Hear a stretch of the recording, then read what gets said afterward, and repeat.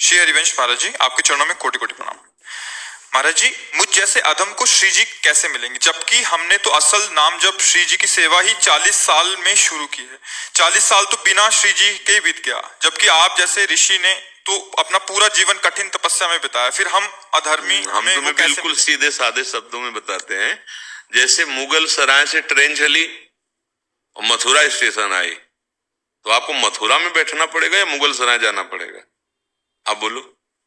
अगर जहां इस ट्रेन मिली ना वहीं बैठ गए ना, तो आप हमारी ट्रेन को क्यों देखते हो, कहां से बनी और कहां से चली?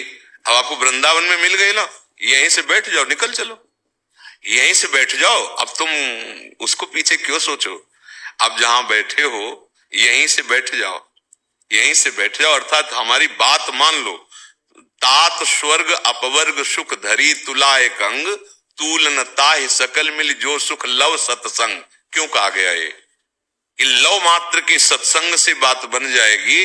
जो स्वर्ग में सुख नहीं है, जो मोक्ष में सुख नहीं है, जो लौकिक मृत्यु लोक में सुख नहीं, वो संत संग में सुख है। क्या वो एक क्षण में वो आपको वस्तु दे देंगे जो जीवन भर कमाया है? आप संतों के हृदय को नहीं जानते, उसका महत्व नहीं जानते। एक क्षण में वो दे देंगे जिसका अनुभव करने के लिए उन्होंने बहुत ताप सहे हैं, बहुत कष्ट सहा है। अब उसे आप स्वीकार कर लो।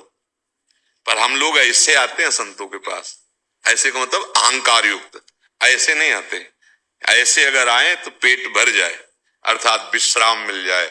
ओहो, आज संत समागम मिला, आज तो मैं निहाल हो गया, आज तो जो वचन मिले उनसे निहाल हो गया। तो ये बात नहीं सोचनी है।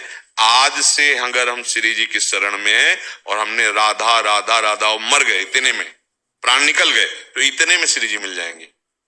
इस बात को समझो। पुत्र के बहाने से नारायण पुकारा तो भगवान मिल गए ना अंतिम समय में। अच्छा, हमें पता नहीं कि अंतिम कब हो जाएगा, तो हमें हर श्वास में नाम जप करना है।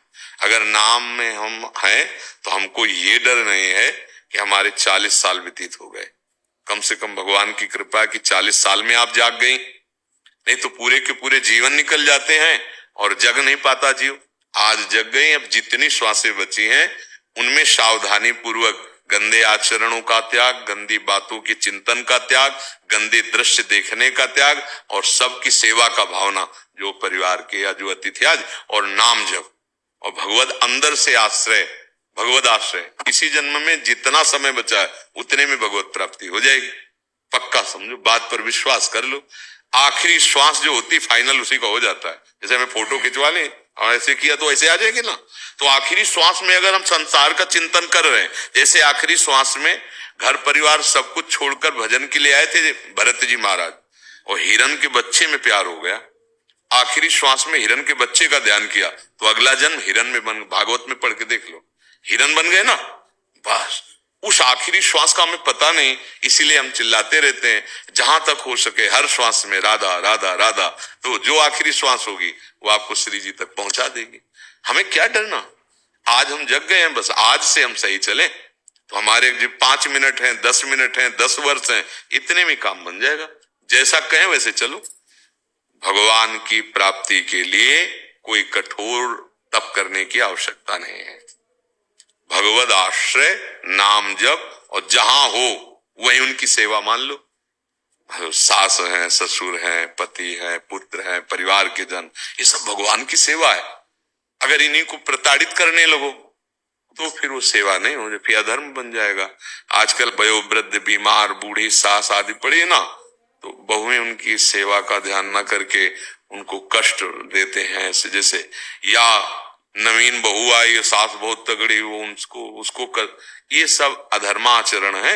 इनसे ना घर में शांति मिलेगी, ना इस घर में, हृदय में भी शांति नहीं मिलेगी। अगर आप जो आचरण कर रहे हो उसी को भगवान की पूजा मान लो और सामने वाले में भगवान का भाव कर लो और नाम जप करो, तो जो एक महात्मा की गति होगी वही आपकी गति होगी। विश्वास कर लो। ये तो अनुभव की बात कह रहा हूं, शास्त्र की बात कह रहा हूं, संतों की बात कह रहा हूं कि भगवान की प्राप्ति के लिए कहीं भागने की जरूरत नहीं है, कुछ बदलने की जरूरत नहीं है, अंदर से बदलने की जरूरत है। बाहर सब बदल दिया, अंदर वही कूड़ा करकट है, तो आप देख लो, नौटंकी नाटक शुरू है, दंभ पाखंड शुरू है। भैया पैंट शर्ट में हो वो अंदर से ईमानदारी से जीना सीख गए हो, सच्चाई से, और रामकृष्ण हरि जो बने, नाम जप कर लो और परिवार के सदस्यों को भगवान का स्वरूप समझो। ये हम सच्ची बात करें, तुम भगवान के स्वरूप की ही पूजा करते हो, जानते नहीं हो। जैसे मान लो बहुत प्यारा बच्चा है, बहुत प्यारी पत्नी है, बहुत प्यारा पति है, ठीक है, हम तो देख रहे हैं सामने शरीर ना, तो हमें लगा कि हम इससे प्यार करते हैं, लेकिन जो अंदर था वो निकल गया। आप शरीर को तुम रख के दिखा दो हमें, तो मतलब शरीर से प्यार नहीं करते, पक्की बात है ना। अच्छा, जो अंदर था उससे तुम्हारा परिचय नहीं, तो प्यार किससे करते थे? झूठा हो गया ना। तो वो है भगवान। अभी से मानने लगोगे, पति में भगवान, पत्नी में भगवान, पुत्र में भगवान, समाज, अभी काम बन जाए। पक्की बात वही है, बिजली वही है, सब में बिजली वही, यंत्र अलग अलग है, उनका प्रभाव अलग अलग है, नहीं, बिजली एक है। अगर मान लो, लोग इस बात को मान नहीं पा रहे, वो राक्षस है, भगवान कैसे हो सकता है? भैया, गड़ासे में भी बिजली होती है, वो चाहे चारा आवे, चाहे किसी का हाथ आवे, चाहे किसी गर्दन आवे, उसका काम काटना, बिजली गड़ासे में है ना। तो जीवन नष्ट भी बिजली कर रही है और जीवन का पोषण भी बिजली कर रही है। जीवन नहीं, अगर बिजली ना हो तो पानी नहीं पीने को मिलेगा, प्रकाश नहीं मतलब कितने सब कार्य, बहुत से कार्य। हमें लगता है अपने लोगों के जीवन के ज्यादातर आधार बिजली है, प्रगट में जाने आधार है। अब बिजली का एक ही स्वरूप, यंत्र अलग अलग है, उनका प्रभाव अलग अलग है, नहीं, बिजली एक है। अगर मान लो, लोग इस बात को मान नहीं पा रहे, वो राक्षस है, भगवान कैसे हो सकता है? भैया, गड़ासे में भी बिजली होती है, वो चाहे चारा आवे, चाहे किसी का हाथ आवे, चाहे किसी गर्दन आवे, उसका काम काटना, बिजली गड़ासे में है ना। तो जीवन नष्ट भी बिजली कर रही है और जीवन का पोषण भी बिजली कर रही है। जीवन नहीं, अगर बिजली ना हो तो पानी नहीं पीने को मिलेगा, प्रकाश नहीं, मतलब कितने सब कार्य, बहुत से कार्य। हमें लगता है अपने लोगों के जीवन के ज्यादातर आधार बिजली है, प्रगट में जाने आधार है। अब बिजली का एक ही स्वरूप है क्या? देखो, प्रकाश भी दे रही, ठंडा भी कर रही, हीटर में गर्म कर, कितने यंत्रों का प्रभाव। तो ये खोपड़ियों में गुणों का प्रभाव, सतोगुण, रजोगुण, तमोगुण, वो राक्षस दिखाई देगा, वो देवता दिखाई देगा, वो रजोगुणी दिखाई देगा, राजसी, लेकिन उनमें पावर एक ही है, परमात्मा सबके हृदयों। और ज्ञानी वही है जो उसको देखता है, पावर को। अज्ञानी वही है जो चमड़े को और क्रियाओं को देखता है। बस बात इतनी समझ ली है, और अगर ये बात आप समझ गए तो पैंट शर्ट में महात्मा हो। तुमको जाकर के लंगोटी लगा के तपस्या नहीं करनी, बात मान लो। सारी तपस्या का फल है केवल समझ ठीक हो जाना। समस्त तपस्याओं का फल क्या मिला है, हम तुम्हें बता दें, समझ ठीक हो गई है, बुद्धि ठीक हो गई है, नहीं तो बुद्धि भ्रष्ट है। बुद्धि का सही निशाने पे लग जाना, ये सब तपस्या का फल है। जैसे पूरी गीता जी सुनने के बाद अर्जुन को क्या मिला? बोले नष्टो मोहा स्मृति लब्धा तत्प्रसादान में अच्युता। हे गोविंद अच्युत, आपकी कृपा प्रसाद से मोह का नाश हो गया और अब हमें आपकी स्मृति प्राप्त हो गई, अखंड स्मृति अपने स्वरूप की आपकी। यही है सब साधना का फल, और वो तुम सुन के प्राप्त कर सकते हो। इसीलिए जो महात्मा के संग से क्षण मात्र में मिलता है, वो बड़ी बड़ी साधनाओं से नहीं मिलता है। इसलिए ऐसा भ्रम न पाला जाए कि हम गृहस्थ हैं, हमारा इतना समय बर्बाद हो गया, अब हम क्या करें। बिल्कुल गुंजाइश है, आखिरी श्वास तक गुंजाइश है भगवत प्राप्ति की, डरना मत।